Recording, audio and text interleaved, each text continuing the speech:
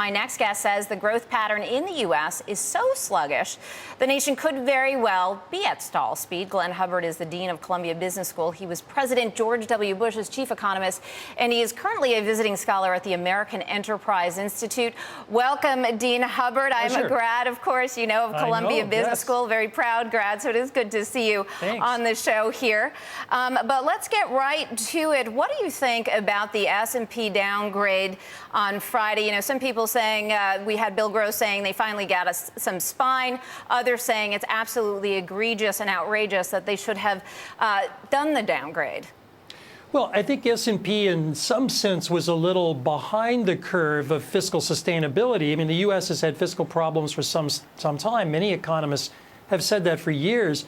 The real import, though, I think of the downgrade is less in the fixed income markets where one normally looks for downgrade effects, but more in the equity markets where we're seeing it today, because it does lead to perhaps reduced consumer confidence and the view that the economy's growth prospects are indeed stalled.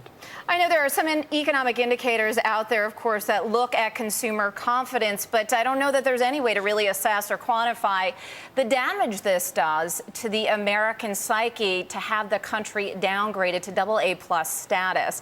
I mean, there's a long list of countries that still maintain their AAA. So let me ask you, from your perspective, as you're speaking to the students there, what are you hearing? What does this mean? And does it become a self-fulfilling prophecy in terms of a double-dip recession? Well, I don't think it's an issue really of psyche. It's an issue of what the uncertainty over future fiscal policy means. If you ask large business leaders why are they not investing in people or machines, a good part of it is policy uncertainty that really follows from this fiscal unsustainability. So I think that's really the import of it. It's not really about prestige or psyche, but much more what it says if the country can't get its fiscal act together, as it must. Well, that brings us to another question, really. With what we saw leading up to that August 2nd deadline, so much back and forth, so much polarization, so much political bickering, do you think in the next 2 years that we can get our fiscal house in order? I do, because it's really about the long term. What the country needs to do is get the long-term spending trajectory down a bit. That doesn't all have to happen today.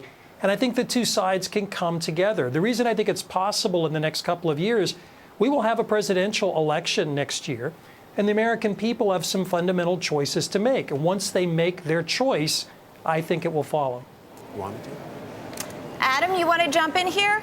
Hey, thanks, Lisa. I'd love to. You know, Dean Hubbard, I'm dying to know, you're training the next leaders of this country, maybe even the world. So how are you having them look at what's going on right now and learn from it? What are the lessons that come out of this?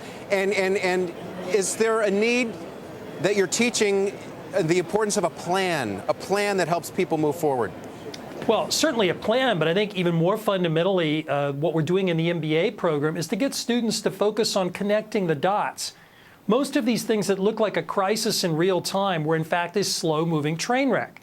And that's exactly what the debt crisis was. So what to look for, what questions to ask, and then play it out. Which kinds of markets, which kinds of companies will be affected? That's what we're working on. And Dean Hubbard, quickly, I want to ask you, speaking of the train wreck, what events arrest the train wreck? You know, some over the weekend were calling the events here in the U.S. sort of a sideshow to what's happening in Europe. Would you agree with that? Well, I don't know about sideshow, but I'm very concerned about the European issues. A lot depends on whether German taxpayers decide they want to step up. European banks, of course, hold a lot of sovereign paper, and money market funds around the world are heavily exposed to those banks. So there are all the elements of weak links that can make for a crisis. Now, it doesn't have to be a crisis, but the ECB, the European governments really have to stay focused. That's by far the bigger story right now. All right, Dean Hubbard, thanks so much for joining us. We have to leave it there. Do appreciate your insight. That was Columbia Business School Dean Glenn Hubbard.